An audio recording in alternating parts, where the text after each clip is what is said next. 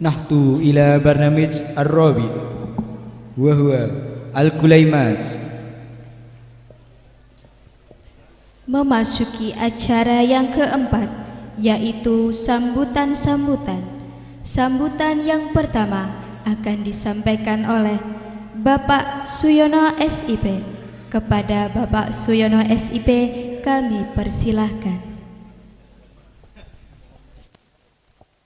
Assalamualaikum warahmatullahi wabarakatuh.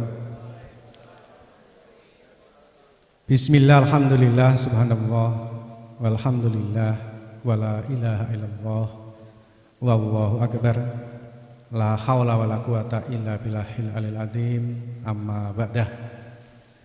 Yang saya hormati segenap pengurus pimpinan cabang Muhammadiyah beserta seluruh panitia kegiatan pada hari ini, Bapak Ibu wali murid yang saya banggakan, serta adik-adik yang saat ini duduk di bangku SMP yang saya cintai. Pertama-tama kita panjatkan puji syukur kehadirat Allah Subhanahu wa taala, Tuhan yang Maha Kuasa, yang telah memberikan beribu-ribu kenikmatan, diantaranya nikmat sehat dan nikmat sempat, sehingga pada siang hari ini kita semua bisa menghadiri undangan dalam rangka khutbah ta'aruf Pondok Pesantren MBS Ulul Albab Limpung dengan tagline santri berkemajuan penggenggam Al-Quran. Tentu yang pertama, mari kita kirim doa, membaca Al-Fatihah kepada guru kita, Kiai Haji Ahmad Dahlan, yang telah memberikan kita semua ilmu, memberikan teladan untuk kita, dan kita menjadi orang-orang yang berilmu karena runtutan dari ilmu-ilmu beliau yang sampai hari ini tentu membawa kemajuan bangsa dengan ilmu-ilmu yang diberikan. Sekaligus kita juga berdoa untuk bangsa kita, bangsa Indonesia yang telah diperjuangkan oleh seluruh warga, segenap tokoh masyarakat Indonesia, yang hari ini tahun ini adalah tahun yang ke-77. Semoga bangsa kita akan menjadi bangsa yang makmur, bangsa yang tentu maju dengan ilmunya, bukan maju karena Mas Agus? Maju karena bejo, tapi maju karena ilmunya.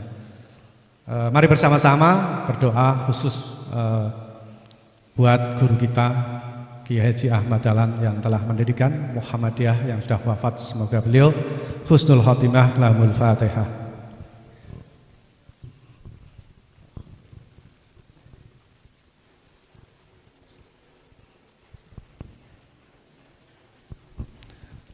Oke, terima kasih. Yang selanjutnya saya sedikit saja, yang seharusnya saya sudah tidak perlu di panggung seperti ini. Saya sudah masyarakat biasa, dan alhamdulillah undangan masih penuh, Mas Agus. Hari ini nanti berarti 3 tempat sama ini. Saya habis ini tak pindah tempat, terus berkelanjutan. Tadi dongeng sama Pak Giman, piye yes, jebol sidi. Tapi mari bersama-sama kita menikmati. Ketika menikmati hal yang diberikan oleh Allah Subhanahu wa taala, berkaitan tentang apa? Tentang ilmu kita. Hari ini mengadakan kegiatan seperti ini MBS untuk anak-anak kita. Anak-anak kita perlu dididik dengan ilmu yang berkualitas, ilmu yang sustainable, ilmu yang berkelanjutan. Jangan sampai ilmu itu stuck, tapi ilmu selalu berinovasi, berinovatif, karena ilmu selalu berkembang dan ilmu itu adalah luas. Jangan sampai anak didik kita hanya diberikan sebatas kurikulum, tidak diberikan rekomendasi tentang ilmu lain yang memperkaya wacana, memperkaya tentang ilmu untuk berkembang. Berikan ekspansi tentang otaknya, jangan sampai dibatasi tentang otak berkaitan tentang ilmu yang diberikan.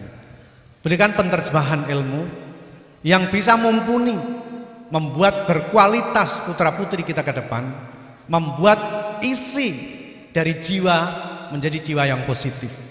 Saya selalu menyampaikan bahwa diri kita jangan sampai otak kita menguasai hati kita.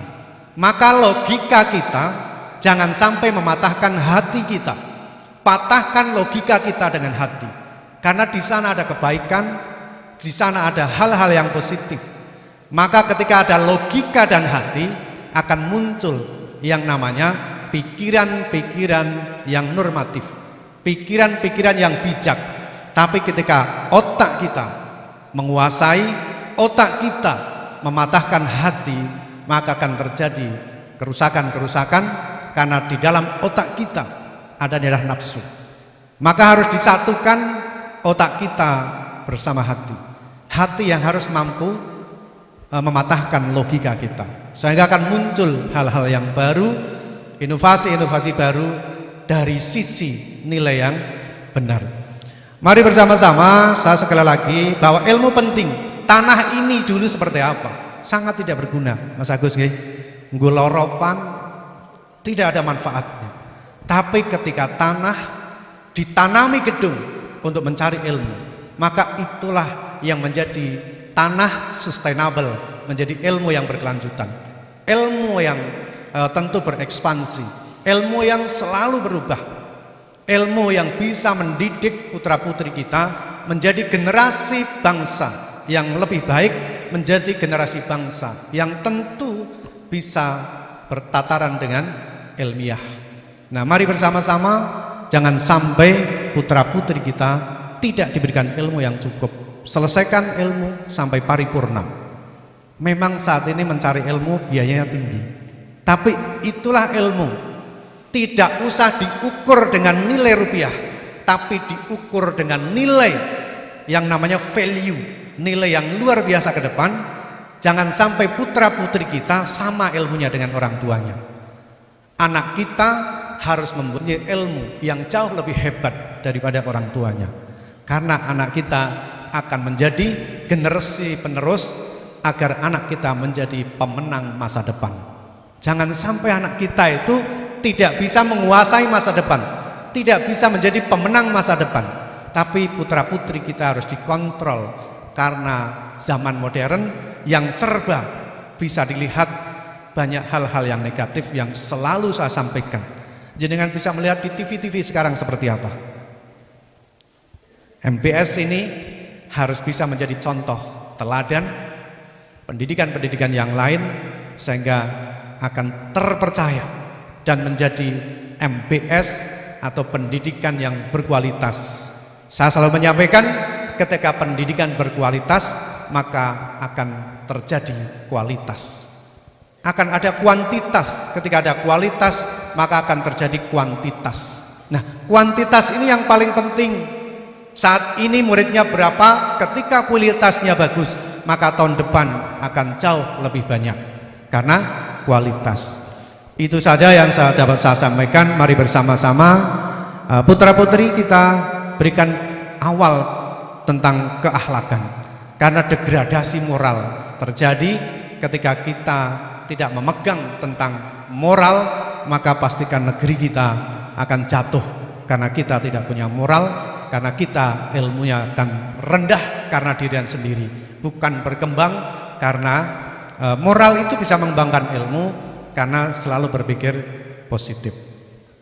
Bapak Ibu yang saya banggakan, ini yang dapat saya sampaikan. Semoga saya berdoa putra-putri MBS ini, sekolahan MBS yang sekarang dibangun di Kerangkoan, ya secara pelan-pelan, Mas Agus, tidak usah ngotot banget harus jadi tahun ini, karena kita juga kasihan pada masyarakat ketika beriuran. Misalkan saat ini ekonomi juga masih kurang bagus, tapi orang pasti akan ingin bersedekah saat rezekinya ada. Tapi jangan dipaksa untuk bersedekah ketika keluarganya masih membutuhkan daripada untuk keluarganya. Tapi insya Allah akan cepat jadi. Semoga kekuatan doa panjenengan semua membangun MBS yang di Kerangkoan akan cepat jadi dan cepat bermanfaat. Karena tanah yang dibanguni untuk pendidikan, pastikan tanah itu akan menjadi tanah yang luar biasa.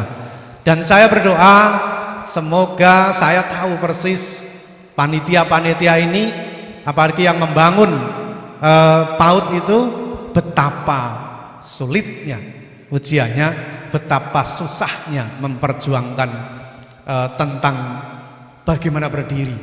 Harus ada uang 1 miliar misalkan. Itu semua adalah panitia. Kekuatan siapa? Doa panjenengan semua.